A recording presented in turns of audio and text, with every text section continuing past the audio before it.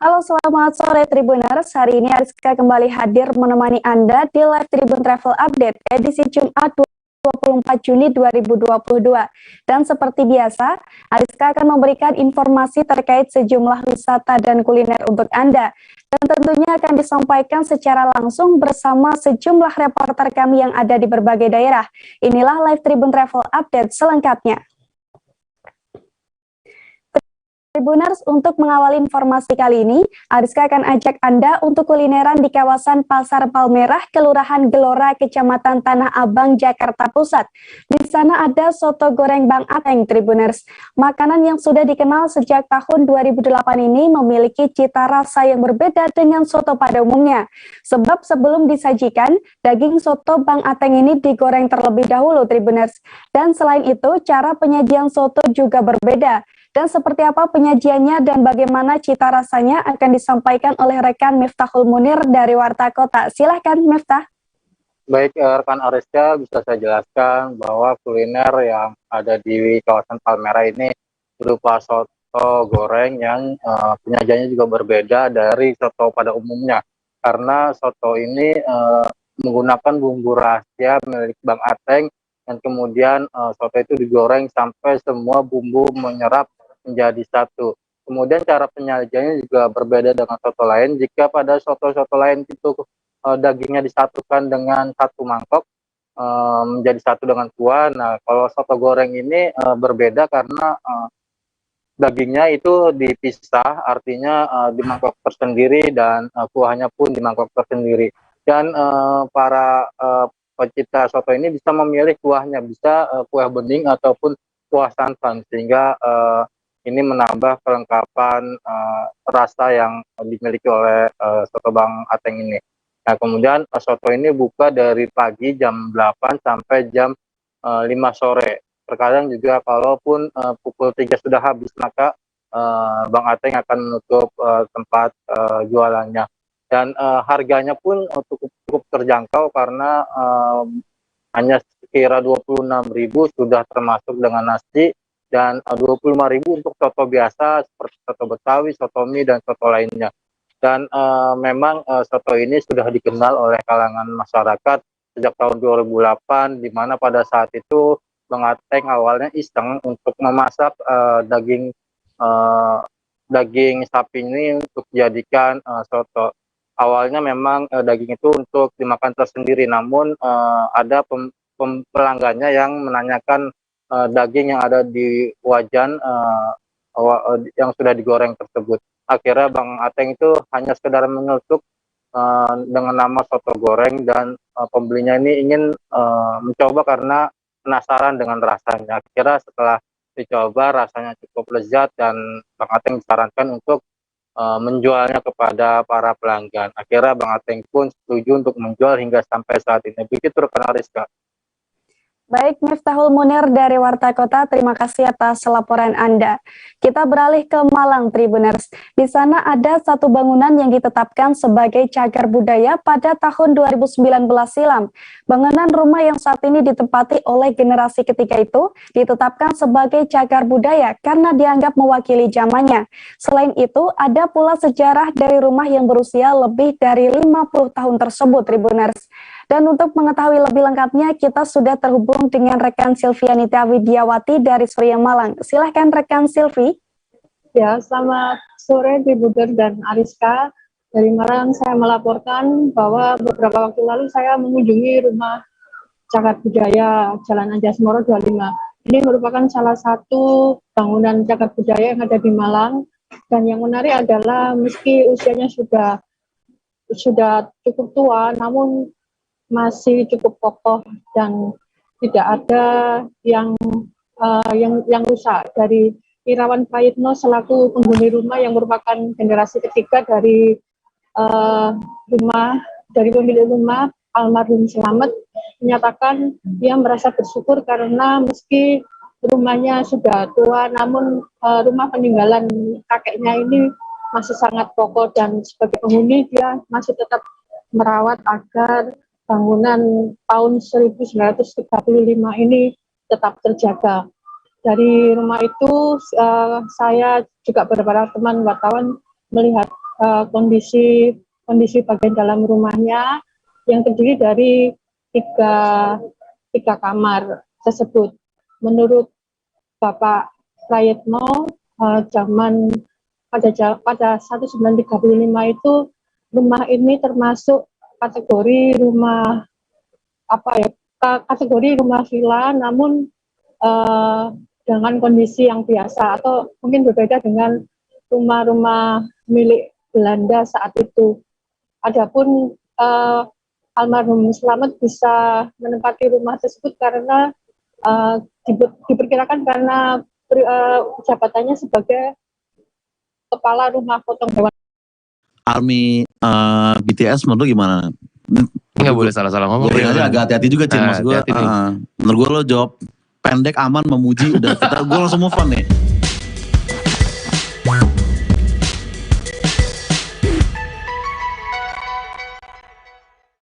Kembali lagi di MLD Podcast bersama gue, Ozar Rangkuti. Gue senang banget bisa diundang kesini lagi ya. Semoga MLD nggak trauma mengajak gue sebagai host, karena terakhir gue di sini ada video yang dipotong dan di-upload di TikTok dan dikepung oleh SJW mental health. Tapi regardless itu semua, kita hari ini kembali dengan topik yang baru, yaitu fandom culture gitu kan. Bagaimana cara orang ngefans sama idolanya. Dan narasumbernya kita udah bersama dengan Acin dari Depan Turas dan juga Bang Sansan dari Piwi Gaskin gitu. Mungkin Bang Sansan dulu. Bang, lu pernah nggak ngefans sama seseorang atau sesuatu grup band atau apa? Paling yang nemenin gue dari pertama kali gue akhirnya kenal band, gue ngefans sama Billy Joe Armstrong. Iya, Green Day. Bener, emang dia kayak membangun emosi crowd tuh bikin merinding banget. Bang, kayak makin tua tuh dia makin matang gitu sih. Makin matang, iya. Makin jadi. Berarti lu nggak, karena kan kayaknya waktu Green Day dari zaman popang terus berubah jadi American Indie tuh ada fanbase yang kayak pecah gitu, tapi ada juga yang kayak sell out nih gitu kan. Lu nggak termasuk yang itu Bang ya? Gue kalau misalkan udah suka sama orang kayak, jadi ada dua band yang gue punya tatonya di tangan gue, Incubus sama Green Day. Oke. Itu mereka juga kan pernah begitu gitu. Incubus berubah begitu basisnya ganti jadi band Kenny gitu kan. Musiknya berubah juga. Green Day juga begitu. Tapi gue berusaha untuk pelajari nih, kalau misalkan mereka udah bikin kayak gini ya gue harus suka gitu. Sampai sekarang lo masih ngikutin? Masih ya Green Day ya. Oke lihat. Acin, ada Cin? Apa ya? Gak harus grup band juga, misalnya apapun lah. Tapi grup band juga gak apa-apa juga. Sebenarnya banyak sih ngefans sama orang. Cuma apa ya yang paling ada sih, apa ya? Jangan ngefans sama personil lu sendiri gitu. Kayak gue ngefans ya, udah harus. Namanya juga temen lu sendiri kan. Gue suka Libertines. Oh, ini Libertines ya. Pete Doherty ya? Sikalnya gue sukanya. Satu lagi. Kan kalau Pete Doherty tuh Libertines sama Baby Shambles. Tapi lu lebih ke Libertines-nya. Si Carl-nya, si yang satu lagi. Oh, si Carl-nya. Itu punya proyek. Si Pete-nya bikin Baby Shambles, dia bikin Dirty Pretty Things kalau gak salah. Oh ya, oke. Libertines dan Green Day ya.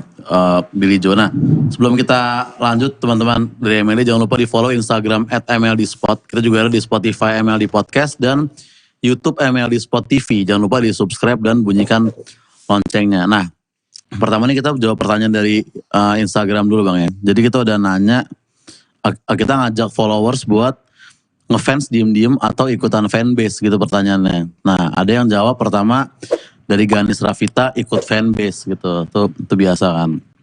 Terus dari masa sih Res katanya diem-diem tiba-tiba jadian. Wah.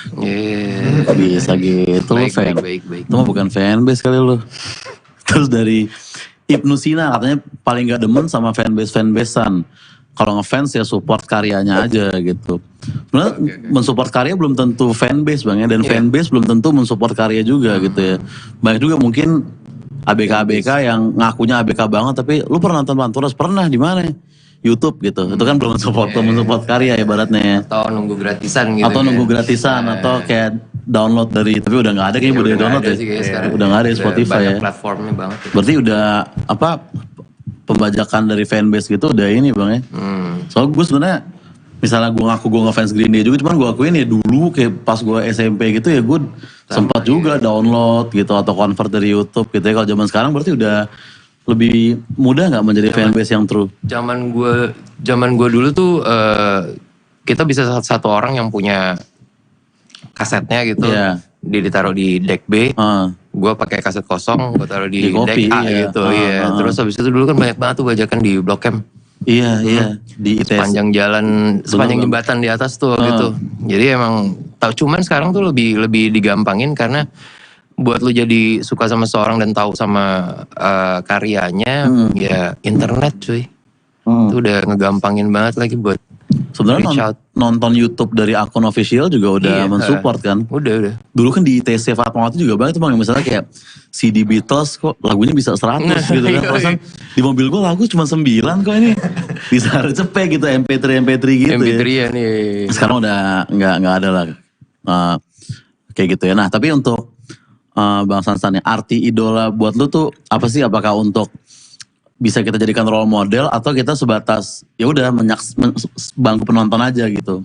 Role model sih. Role model. Semuanya gue ikutin dulu. Gue jalanin sampai akhirnya bisa banyak yang dicontoh. Jelek dan buruk. Baik dan buruk. Baik dan buruk ya. Baik dan buruknya lah. Kalau dari Billy Joel di atas panggung misalnya bang apa bang?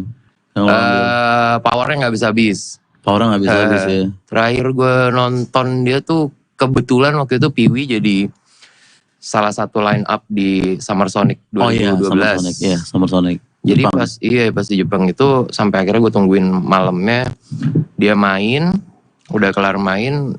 Lu bayangin kita main dari siang ya. Kita nungguin sampai malam. Dia main terakhir ya? Dia main terakhir. Di stadium itu gitu kan. Sedangkan panggung yang lain jauh-jauh banget deh. Kayak dari sini ke mana tahu gitu. Cuman akhirnya kita nungguin sampai situ, begitu udah kelar, kebetulan di panggung yang jauh sana closingnya Siguros.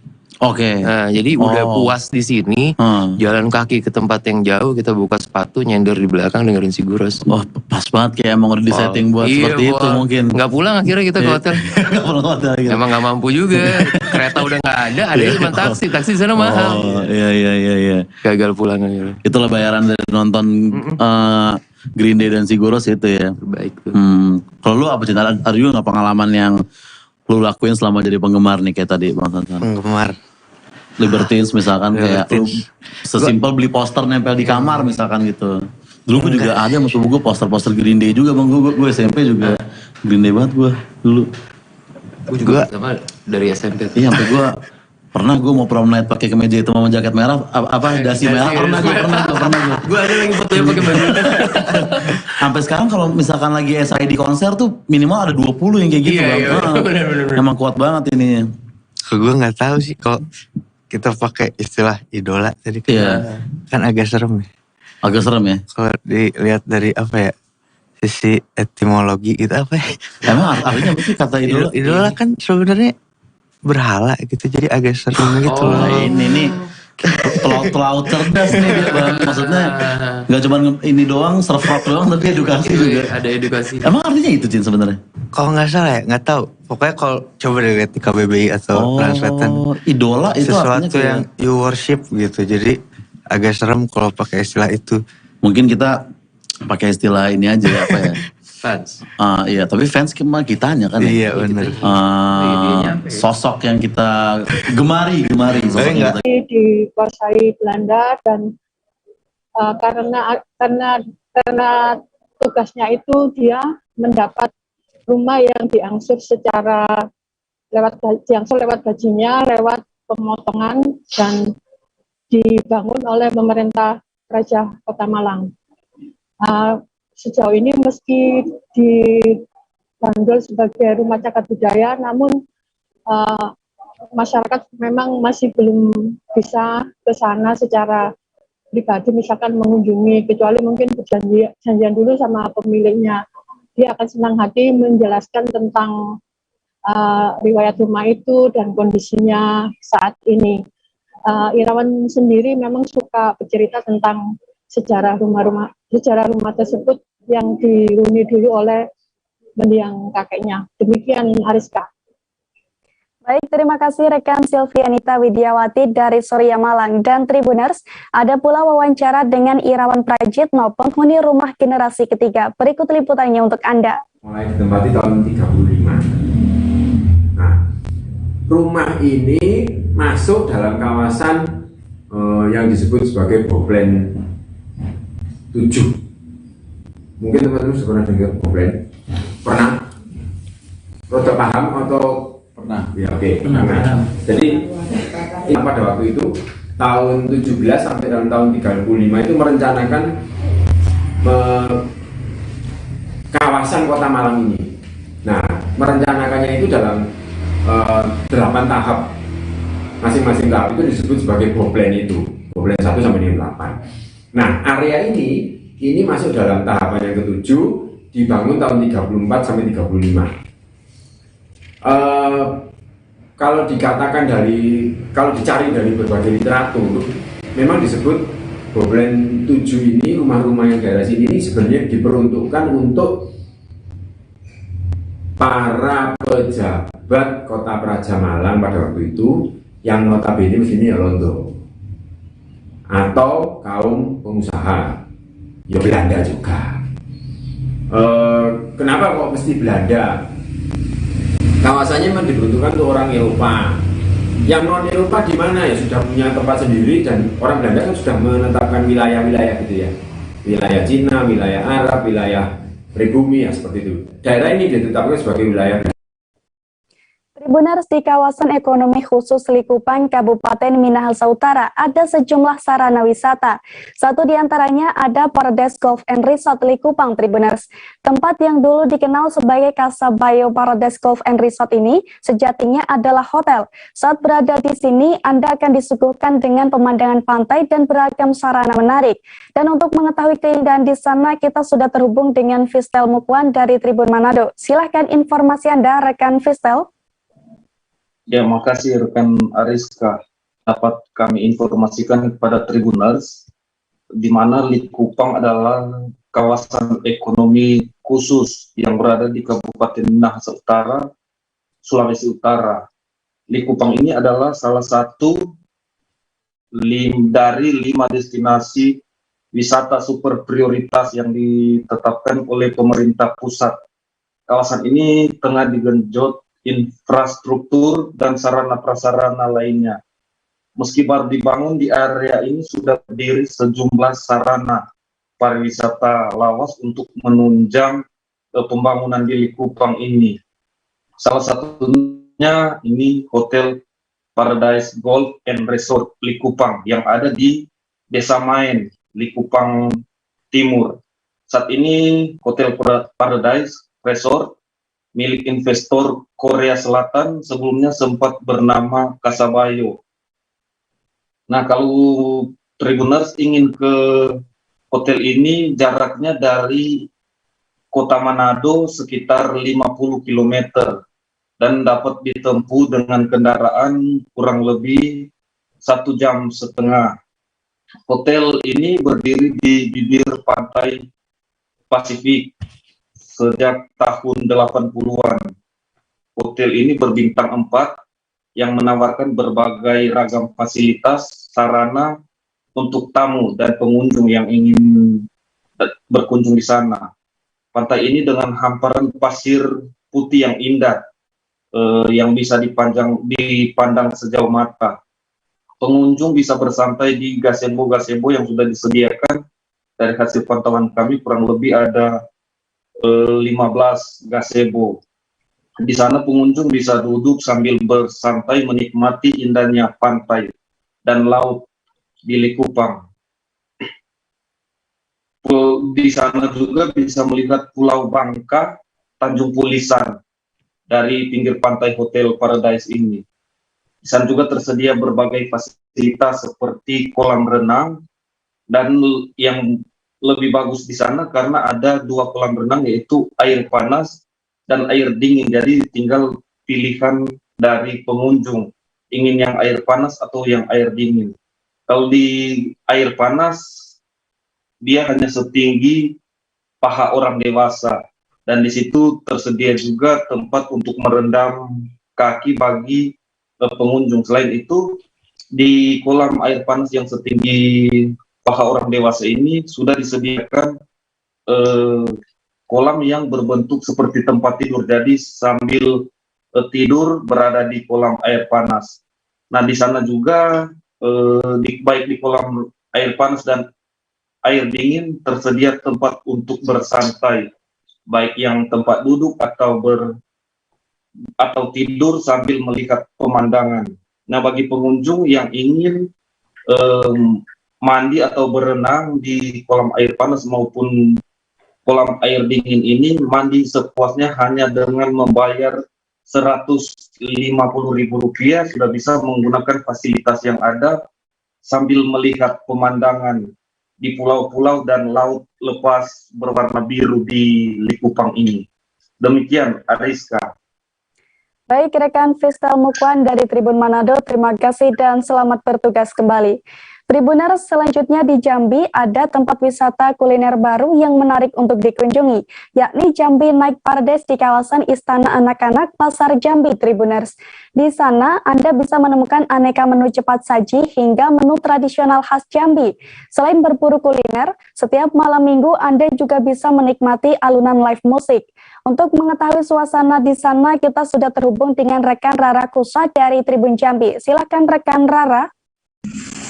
Iya, rekan Ariska, dapat saya laporkan bagi Tribuners yang belum pernah ke Jambi atau bahkan pernah ke Jambi. Saat ini kota Jambi telah menambah satu ikon lagi, yaitu Jambi Night Market. Jambi Night Market mungkin bisa jadi salah satu ikon baru bagi Tribuners yang ingin berwisata ke Jambi. Mengapa? Jambi Night Market ini punya keunikan tersendiri, yaitu dia berkonsep. Setiap ada perform atau setiap ada acara di Jambi Night Market, mereka mengadakan konsep-konsep baru, yang mana sekarang sudah 2 kali ada volume 2, yang mana kemarin itu seperti ada keroncong performnya, dan nanti akan ada perform-perform lain di volume berikutnya, yang mana Jambi Night Market ini hadir dari anak-anak muda yang berada di luar daerah, mereka berkuliah di luar daerah, kemudian kembali ke Jambi. Mereka mengadakan Jambi Night Market ini berasal dari inisiasi mereka yang awal mulanya tertangkap Satpol PP ataupun petugas gabungan Satgas COVID-19 ketika mereka bermain tengah malam, bermain di area Pasar Jambi, yang mana daerah tersebut biasanya dikenal sebagai daerah yang rawan akan kejahatan. Namun setelah adanya pemuda-pemuda yang berkumpul dan menginisiasi Jambi Night Market, kawasan tersebut menjadi kawasan yang ramai akan pengunjung, yang mana banyak sekali kuliner yang dihadirkan oleh para UMKM dari kota Jambi. Selain itu, Tribuners di sana tidak hanya dapat menikmati kuliner dan juga ada perform dari para musisi Jambi. Mereka juga menawarkan bagi anak muda yang ingin bergabung bersama Jambi Night Market, dapat mereka akan membuka lowongan bagi para Tribuners atau anak-anak muda yang kreatif bergabung bersama mereka. Uniknya lagi, mereka membuka lowongan volunteer bagi teman-teman semuanya, Tribuners maksud saya, yang akan bergabung, yaitu mereka-mereka yang belum pernah mengikuti event sebelumnya, yaitu mereka yang baru pertama kali mengikuti kegiatan event seperti itu dan belum punya pengalaman sama sekali, sehingga mereka yang masuk itu adalah mereka-mereka yang memiliki ide-ide segar yang belum pernah terpakai pada acara-acara sebelumnya. Seperti itu, rekan Ariska. Baik, terima kasih atas informasi Anda, rekan Rara Kusa dari Tribun Jambi. Selanjutnya kita menuju ke Kabupaten Mesuji, Provinsi Lampung, Tribuners. Di sana ada tim penggerak pemberdayaan dan kesejahteraan keluarga yang tengah mengembangkan keunikan kerajinan tapis. Upaya tersebut dilakukan dengan menggelar kegiatan pelatihan sulam tapis dikreasi dengan sulam ulat. Untuk mengetahui lebih lengkapnya, kita sudah terhubung dengan rekan M. Rangga Yusuf dari Tribun Lampung. Silakan rekan Rangga. Baik rekan Ariska dan Tribuners, bisa saya sampaikan ya, jadi memang kreasi atau kerajinan sulam tapis dikreasi dengan sulam ulat ini adalah ciri khas dari Kabupaten Mesuji, dan Ketua TPKK Kabupaten Mesuji, Ibu Pori Karlia Sotar, melihat prospek tersebut. Jadi Ketua TPKK Kabupaten Mesuji sendiri memang melihat bahwa di Kabupaten Mesuji punya potensi, yaitu sulam tapis dikreasi dengan sulam ulat. Maka Ketua PKK Kabupaten Mesuji berniat untuk mengadakan pelatihan sulam tapis dikreasi dengan sulam ulat. Itu diagendakan ke waktu lalu ya, itu di Taman Keanekaragaman Hayati Kabupaten Mesuji, yang dimana diikuti para kader-kadernya dari anggota PKK Kabupaten Mesuji, Dharma Wanita, dan Dekranasda Kabupaten Mesuji. Dan dari hasil pelatihan ini diharapkan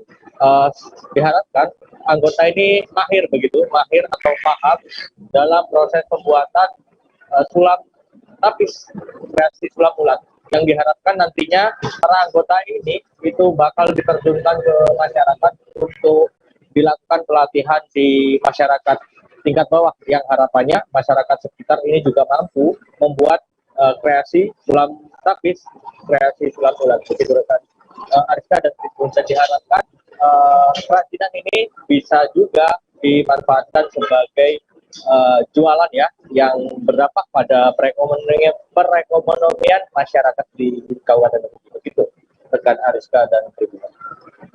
Baik, terima kasih rekan M. Rangga Yusuf dari Tribun Lampung, dan selamat bertugas kembali. Tribuners, kami akan jeda sejenak, tetap bersama kami di live Tribun Travel Update. Apa yang dirasakan Kak Fernita? Sebenarnya aku nggak ngerasa itu penangkapan atau penggerbegan atau apapun itu. Karena gini loh, posisinya aku jadi kita mengenal disebut dengan stroke yang tidak berdarah dengan stroke yang berdarah. Stroke yang tidak berdarah itu biasanya ditandai dengan adanya penyumbatan. Kalau itu terjadi di sini mungkin pikirnya tidak ke situ kali ya, tapi kalau di Korea atau di Kamboja itu ada beberapa paper yang saya itu mas, ya dulunya tukang koran. Oh gitu ya, tukang koran. Ya saya baca itu Pak. Tuh kan pernah baca kan? Ya. Jadi kalau saya jadi tanggang itu udah bersyukur banget. Kak, si anak ini dijadikan sebagai tersangka begitu? Ya, kalau ini kita bicara yang di luar kasus Bongombo ya. Dengan nama hujan shower, di mana terdapat batas jelas antara daerah hujan dan tidak hujan yang biasanya terjadi pada fase awal mature stage atau tahap berbahaya tuh Kang. Jadi mulai artinya terjadinya perlembekan. Nah itu untuk penetrasi akan sulit begitu ya. Dok, saya ini menurut saya memang tidak mudah, bukan urusan tanah diambil. Kalau misalnya Amerika Serikat sekarang, Rasulullah mengatakan dalam sebuah hadis bahwa berpuasa di 6 hari Syawal itu. Oke, apa kabar Bang Ariski di sini untuk strateginya? Kalau saya sendiri di Game Week 37 ini yang semalam baru mulai, saya udah sebenarnya aku nggak ngerasa itu penangkapan atau penggerbegan atau apapun itu. Karena gini loh, posisinya aku jadi kita mengenal disebut dengan stroke yang tidak berdarah dengan stroke yang berdarah. Stroke yang tidak berdarah itu biasanya ditandai dengan adanya penyumbatan. Kalau itu terjadi di sini mungkin pikirnya tidak ke situ kali ya, tapi kalau di Korea atau di Kamboja itu ada beberapa paper yang saya itu mas, ya dulunya tukang koran. Oh gitu ya, tukang koran. Ya saya baca itu Pak. Tuh kan pernah baca kan? Jadi kalau saya jadi tanggang itu udah bersyukur banget. Kak, si anak ini dijadikan sebagai tersangka begitu? Terima kasih Tribuners, Anda masih bersama kami di live Tribun Travel Update. Tribuners, saat ini makanan kekinian bisa Anda temukan dengan mudah. Satu di antaranya ada korndok di Jalan Musiraya Barat Sako. Kuliner korndok di sini selalu ramai diburu pembeli Tribuners. Sebab selain rasanya yang lezat, harga korndok juga murah, yakni hanya 4.000 saja Tribuners. Dengan harga tersebut, Anda sudah bisa menikmati korndok berukuran besar dan topping sesuai selera.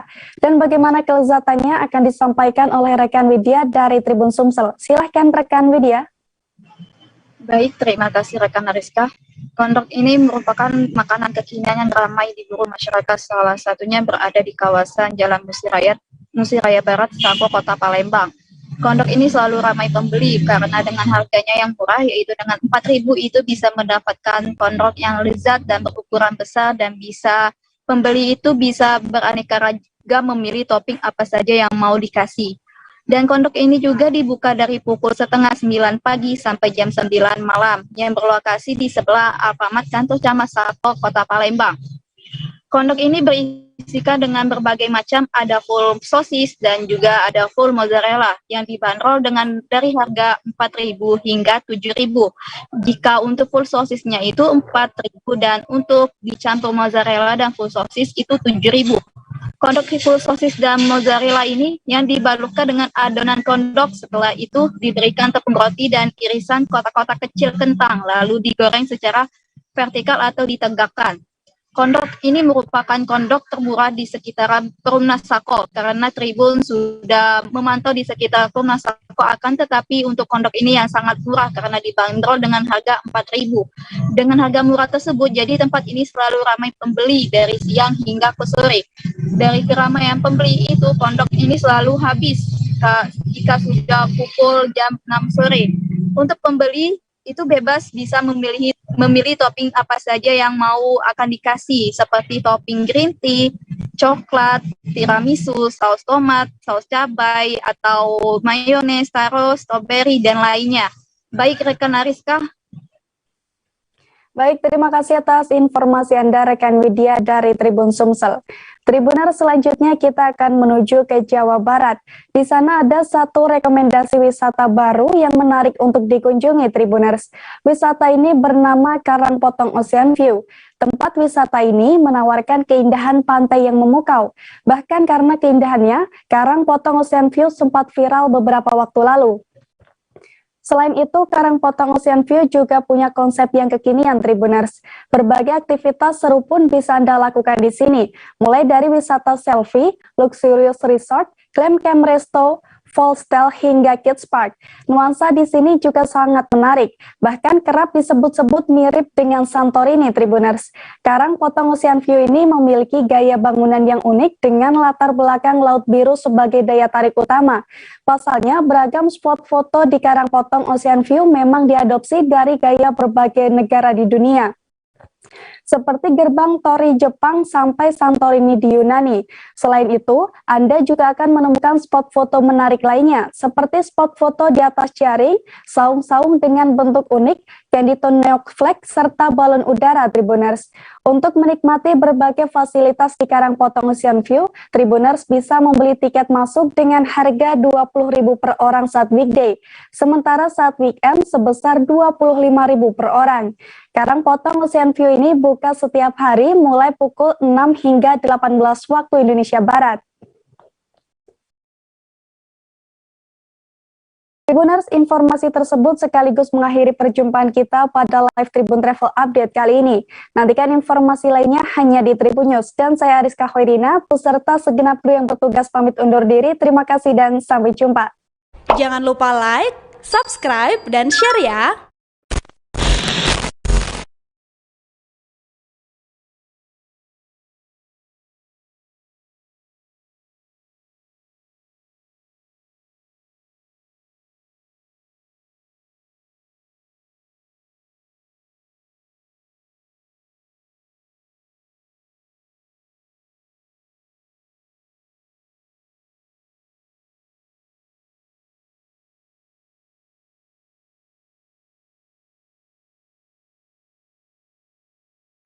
Good time. Diperkaya Choco Chips berkualitas, meleleh, berpadu dengan cookiesnya, enak. Good time, cuma 1.000.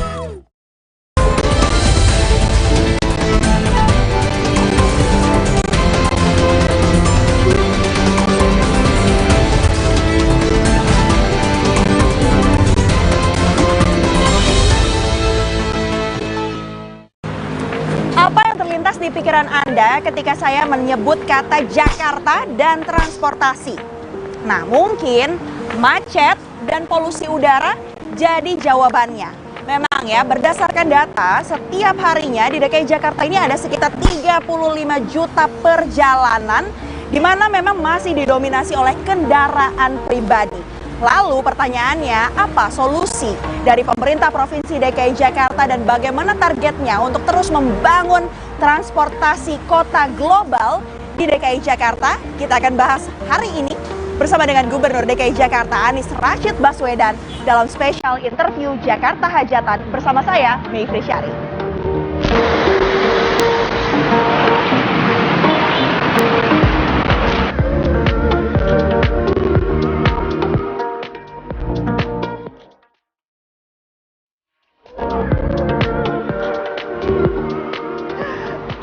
Kita udah ada di JPO Pinisi nih Pak ya. JPOS. JPOS. S-nya sepeda. Sepeda, oke. Jadi bisa juga buat orang. Silakan Ibu. Ya. Langsung disapa Pak. Apa kabar Ibu? Memang ini JPOS ini unik. Karena pertama kali dibangun sebuah penyeberangan untuk sepeda. Biasanya untuk orang. Kawasan ini kita bangun sebagai complete street. Jadi salah satunya adalah untuk jalur sepeda. Tapi sepanjang jalan ini kalau naik sepeda nggak bisa nyebrang. Sementara kalau jalan kaki bisa. Benar. Jadi kalau misalnya naik sepeda dari satu kantor lain dia harus ke ujung naiknya. Nah sekarang di tengahnya dipasangin satu. Jadi ini pada waktu itu ada jembatan yang sudah memang harus dilakukan revitalisasi. Lalu kita upgrade bukan hanya untuk orang tapi juga untuk sepeda. Jadi liftnya di sini. Ini Memang bisa lebih dipakai. luas ya Pak ya liftnya? Oh iya, ini bisa dipakai untuk banyak sepeda. Jadi bisa sampai sekitar 10 sepeda di situ sekali angkat. Jadi ini untuk penyandang disabilitas juga untuk sepeda. Sehingga bisa lewat ke sana. Nah, tadi Bapak sempat sebut tuh kata kuncinya complete street gitu. Ya. Karena kalau kita bicara soal membangun transportasi kota global, terutama di DKI Jakarta, kayak complete street ini jadi salah satu cita-cita dari pemerintah Provinsi DKI Jakarta. Ini maksudnya apa? Berarti jalanan bukan cuma buat pengendara mobil motor saja, tapi bisa juga buat pejalan kaki atau gimana Pak? Gini, apa alat transportasi yang dimiliki semua orang? Jawabnya kaki. Dulu transportasi itu diurutkan begini, kendaraan pribadi, kemudian kendaraan nomor 2 adalah kendaraan umum, baru sepeda, terakhir pejalan kaki. Sekarang diubah, kita bangun nomor 1 apa? Nomor 1 adalah trotoar, pejalan kaki. Nomor 2 adalah kendaraan bebas emisi, sepeda. Nomor 3 transportasi umum, nomor 4 kendaraan pribadi. Jadi dengan begitu, ketika kita bangun fasilitas di sini, dimulai dengan untuk pejalan kaki. Jakarta sekarang dalam waktu 3 tahun lebih ini, kita membangun lebih dari 250 km trotoar. Jadi bukan hanya di Jalan Sudirman, memang yang kelihatan di sini. Nah itu tuh tadi mau jadi pertanyaan saya. Karena kalau kita bicara soal pembangunan,